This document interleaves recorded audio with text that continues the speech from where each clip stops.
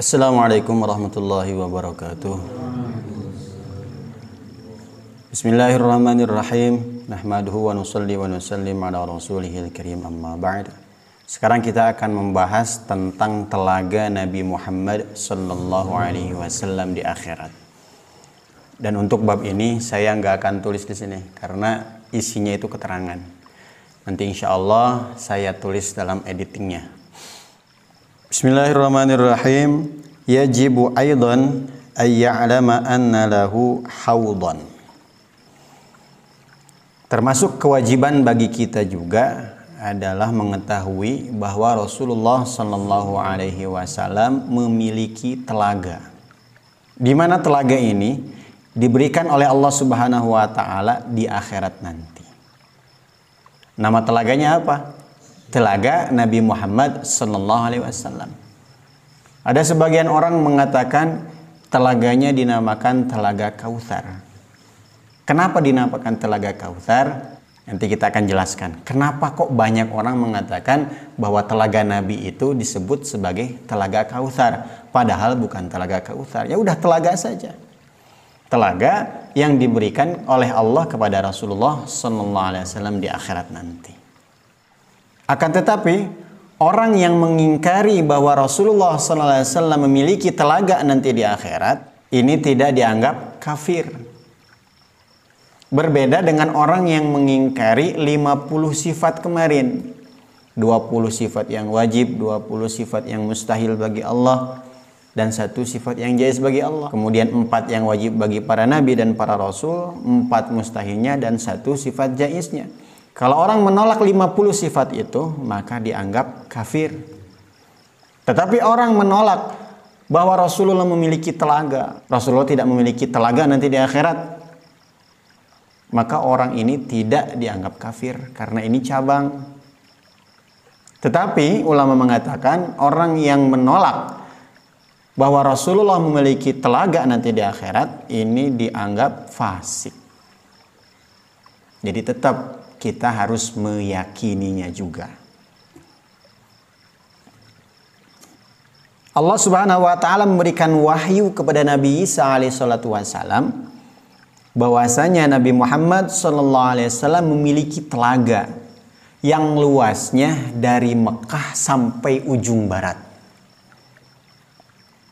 Seberapa luas itu? Sangat luas. Bisa jadi lebih luas daripada lautan. Jadi jangan bayangkan telaganya Rasulullah seperti telaga yang ada di dunia. Kalau di dunia yang namanya telaga itu kecil. Lebih besar dari telaga, danau. Lebih besar dari danau, laut. Tetapi telaganya Rasulullah sebesar dari Mekah sampai ke ujung barat. Jadi sangat luas. Seperti apa bentuknya? Jangan dibayangkan. Karena sesuatu nanti di akhirat itu tidak bisa dibayangkan di dunia.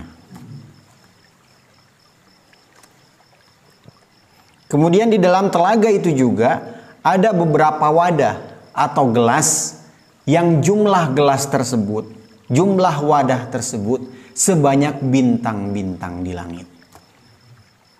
Berapa ratus? Bukan ratusan lagi, bisa jadi ribuan, ratusan ribu, jutaan. Sangat banyak. Kenapa banyak? Karena itu disiapkan untuk umatnya Rasulullah sallallahu alaihi wasallam. Dan di sana pun terdapat warna-warna yang berbeda. Jadi kalau kita tuh air, yang namanya air tuh biasanya satu warna. Kalau bening, bening semua. Kalau putih karena kecampuran warna lain, maka putih semua. Biru-biru semua. Tetapi telaganya Rasulullah SAW ini berbagai warna. Ada warna putih, biru, kuning, merah. Banyak sekali warna. Dan juga berbagai rasa. Kalau air di kita, ya udah satu rasa. Tapi kalau telaganya Rasulullah, ini berbagai macam rasa. Dan ada pula rasa buah-buahan. Tetapi rasa buahnya di sana berbeda dengan buah-buahan yang ada di dunia. Fadilahnya apa?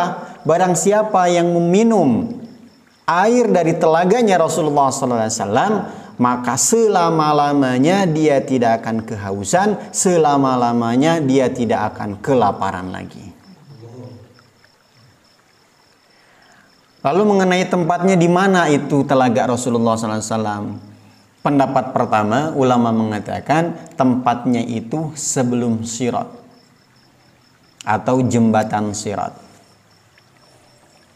Jadi misalnya ini, kalau ini jembatan Sirat, di sini surga, berarti di sini tempat telaga Rasulullah. Di bawah Sirat adalah neraka. Ulama yang berpendapat seperti ini karena orang-orang setelah keluar dari kubur merasa kehausan dan mereka akan meminum air dari telaganya Rasulullah SAW. Namun sebagian ulama yang lain berpendapat bahwa telaganya Rasulullah ini ada setelah jembatan Sirat tadi. Kalau ini jembatan Sirat, di sini surga, maka telaga Rasulullah ada di sini.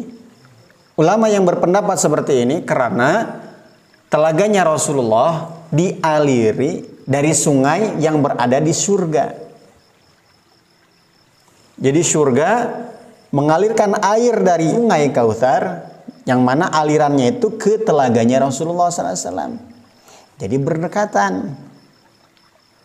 Makanya kenapa banyak orang yang mengatakan bahwa telaga ini dinamakan Telaga Kautsar.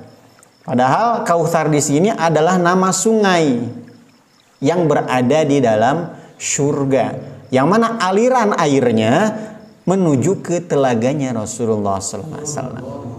Jadi silahkan, gak masalah mau menyebut telaga Rasulullah, telaga Nabi Muhammad SAW, mau menyebut telaga Kautsar, gak masalah.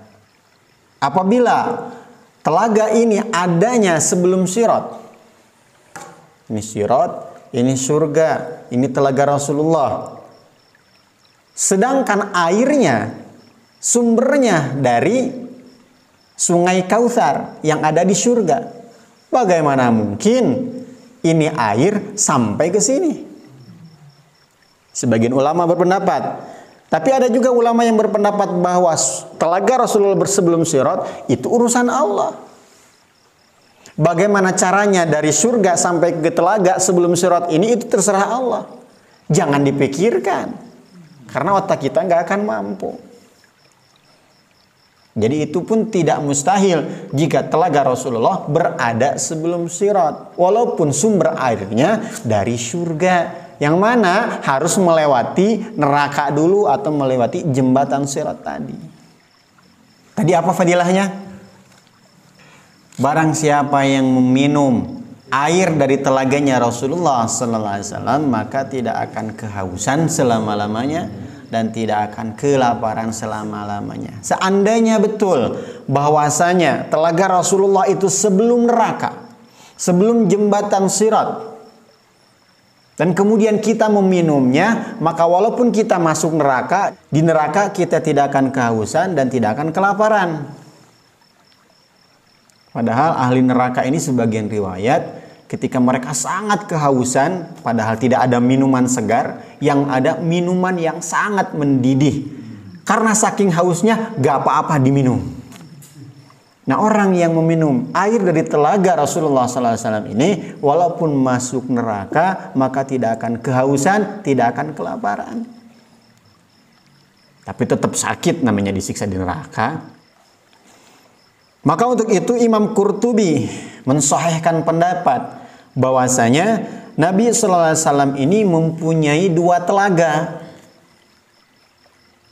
Yang pertama telaganya berdekatan dengan surga, telaga yang kedua ada sebelum Sirat atau sebelum neraka. Begitu juga dengan Imam Sanusi di dalam kitab Syarah Muqaddimah Al-Kubra memilih sependapat dengan Imam Qurtubi tadi, bahwa Rasulullah memiliki dua telaga. Telaga sesudah Sirat yang dekat dengan surga, dan juga telaga sebelum Sirat tadi. Lalu kita memilih yang mana? Yang penting kita meyakini bahwa Rasulullah mempunyai telaga. baik itu sebelum sirat ataupun sesudah sirat ataupun mempunyai dua, yang penting kita yakin saja Rasulullah mempunyai telaga, itu sudah cukup. Siapa yang menjaga telaga itu? Anak dan keturunan Rasulullah sallallahu alaihi wasallam. Sayyidina Ali, Sayyidina Hasan, Sayyidina Husain, para cucu Nabi, para habaib menjaga telaga itu.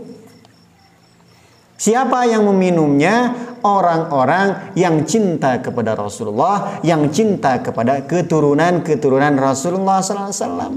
Makanya kita banyak sholawat kepada Rasulullah. Cintailah para habaib, cintailah keturunan-keturunan Rasulullah sallallahu alaihi wasallam. Karena nanti walaupun kita orang beriman, belum tentu kita bisa meminumnya. Kalau kita tidak cinta kepada Rasul, kalau kita tidak cinta kepada para habaib, para keturunan Rasul.